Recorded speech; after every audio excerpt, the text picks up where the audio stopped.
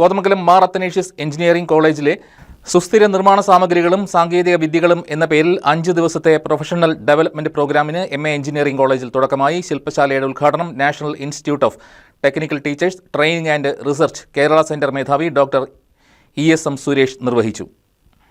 സുസ്ഥിര നിർമ്മാണ സാങ്കേതിക വിദ്യകളിലെയും പരിസ്ഥിതി ഉത്തരവാദിത്തത്തിലെയും ഏറ്റവും പുതിയ മുന്നേറ്റങ്ങൾ ഉപയോഗിച്ച് എഞ്ചിനീയറിംഗ് അധ്യാപകരെയും പ്രൊഫഷണലുകളെയും സജ്ജരാക്കുക എന്ന ലക്ഷ്യത്തോടെയാണ് 5 ദിവസത്തെ professional development program Kothamangalam MA college of എഞ്ചിനീയറിംഗിൽ നടക്കുന്നത്. ചെന്നൈയിലെ national institute of technical teachers training and റിസർച്ചുമായി സഹകരിച്ചാണ് സെമിനാർ സംഘടിപ്പിച്ചിരിക്കുന്നത്.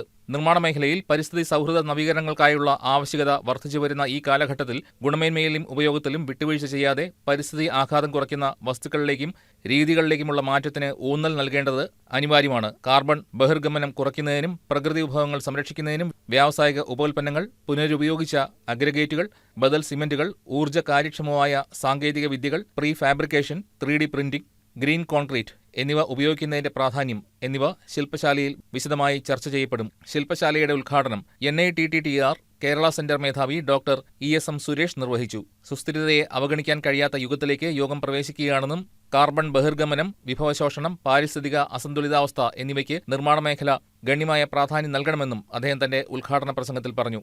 സിവിൽ വിഭാഗം മേധാവി doctor Elson John, professor Joby George, doctor Sachin Paul, doctor Paul Shaji തുടങ്ങിയവർ സംസാരിച്ചു.